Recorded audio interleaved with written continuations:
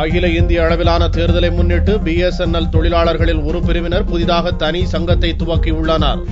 BSNL தொழிலாளர்களுக்கான அகில இந்திய அளவிலான 5வது தேர்தல் பிப்ரவரி மாதம் நடைபெறுகிறது. இத்தேர்தலில் BSNL EU மற்றும் NMTE ஆகிய இரு அமைப்புகளின் மூலம் மொத்தம் 17 சங்கங்கள் போட்டியிடுகின்றன. இத்தேர்தலை கருத்தில் கொண்டு தேசிய BSNL தொழிலாளர் சங்கத்திலிருந்து தொழிலாளர்கள் தனியாக பிரிந்து தேசிய தொலைத்தொடர்பு ஊழியர்கள் சங்கம் என்ற புதிய சங்கத்தை தோற்றுவித்துள்ளனர். இது தொடர்பாக செய்தியாளர்களை சந்தித்த இச்சங்கத்தின் பொதுச் செயலர் ஆண்டியப்பன், தேர்தலில் அரசியல் ரீதியான இடையூறுகளை தவிர்க்கவும், ஊழலை அகற்றி தொழிலாளர்களின் நலனை காத்திடல் உள்ளிட்ட 8 அம்ச கோரிக்கைகளுடன் இப்புதிய சங்கத்தை தோற்றுவித்து BSNL EU அமைப்பை ஆதரிக்கப் போவதாக தெரிவித்தார். அடிப்படையில் இந்த தொழிற்சங்கம் தேசிய சங்கத்திலிருந்து பிளவுபட்டிருக்கிறது.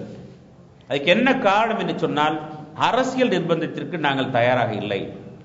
யாரோ ஒருவர் அரசியலில் கைகாட்டி இந்த தேர்தல் இப்படி நில்லுங்கள் என்று சொல்வதை எங்களை போன்றவர்கள் இளைஞர்கள் ஏற்றுக்கொள்வதற்கு தயாராக இல்லை. ஏற்கனவே இருந்த அந்த தேசிய சங்கத்தில் கருத்துரிமை மறுக்கப்பட்டது. எங்களுடைய கருத்தை ஏற்றுக்கொள்வதற்கு அவர்கள் தயாராக இல்லை. எனவே நாங்கள் தனியாக பிரிந்து புதிய அமைப்பை ஏற்படுத்தியிருக்கின்றோம்.